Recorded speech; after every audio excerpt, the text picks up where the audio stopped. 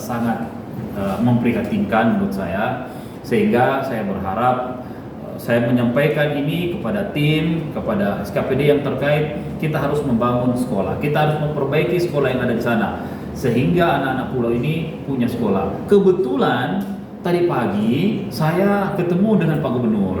Saya juga meminta ada sekolah di Barancakdi, itu ada 1 SD, 1 SMP. Kami berencana memperbaiki SMP-nya ini untuk digabung SD-nya, digabung menjadi SMP. Lalu SMP-nya kami berharap bisa disupport oleh pemerintah provinsi untuk membangun SMA di situ. Jadi akan ada di situ.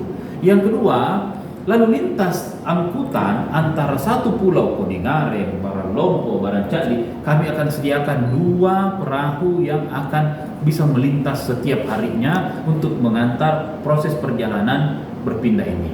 Nah, kenapa ini harus ada? Karena proses lalu lintas ini harus bisa terkoneksi antar pulau-pulau kita. Awalnya akan ada 2, berikutnya nanti akan kita rencanakan untuk ditambah, termasuk untuk pulau-pulau terluar seperti Lumu, Lanjukan, dan sebagainya.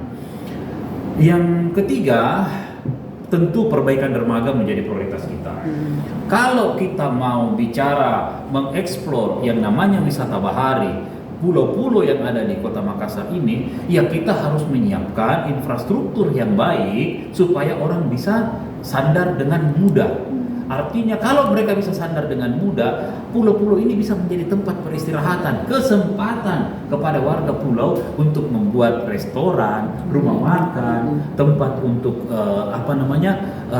bersih-bersih setelah bermain dan sebagainya. Nah, ini yang akan kita, termasuk beberapa pulau-pulau kosong yang tidak berpenghuni yang bisa kita eksplorasi.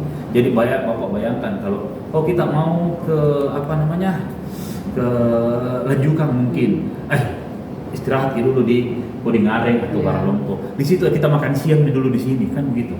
Supaya terus apalagi yang mau dibawa, siapa tahu kita bisa beli makanan, cemilan, bekal untuk kita bawa ke sana. Nah, itu yang kita harapkan bisa kita maksimalkan. Jadi ini nanti akan ke depan yang namanya dermaga harus kita maksimalkan.